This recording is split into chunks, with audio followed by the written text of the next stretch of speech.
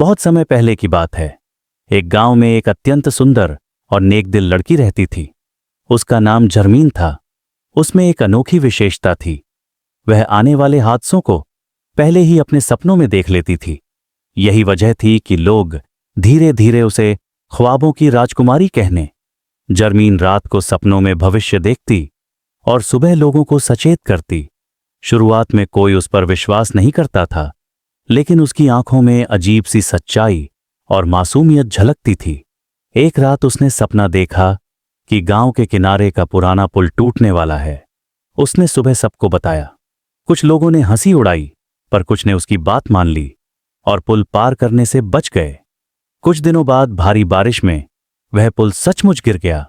लोग हैरान रह गए और उसका विश्वास करने लगे। कुछ समय बाद जरमीन ने देखा कि पास के जंगल में आग लगने वाली है।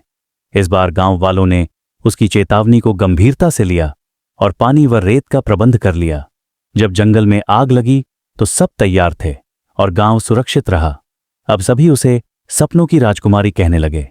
एक रात जरमीन ने डरावना सपना देखा कि पड़ोसी राज्य का राजा लालच में आकर गांव पर हमला करेगा। गांव वाले परेशान हो गए। कुछ ने विश्वास किया, कुछ ने कहा कि यह केवल भ्रम है, परंतु जरमीन जानती थी कि यह सपना सच होगा। उसने साहस दिखाया और खुद राजा के दरबार जाने का निश्चय किया।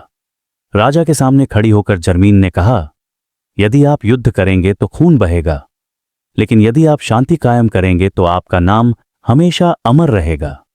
राजा उसकी बात सुनकर सोच में पड़ गया। उसकी सच्चाई और साहस से प्रभावित होकर उसने हमला रोक दिया। राजा ने सबके सामने घोषणा की, यह लड़की सचमुच सपनों की राजकुमारी है, जिसने हमें अंधकार से बचाया है। गांव में उत्सव मनाया गया। लोग नाचे गाए।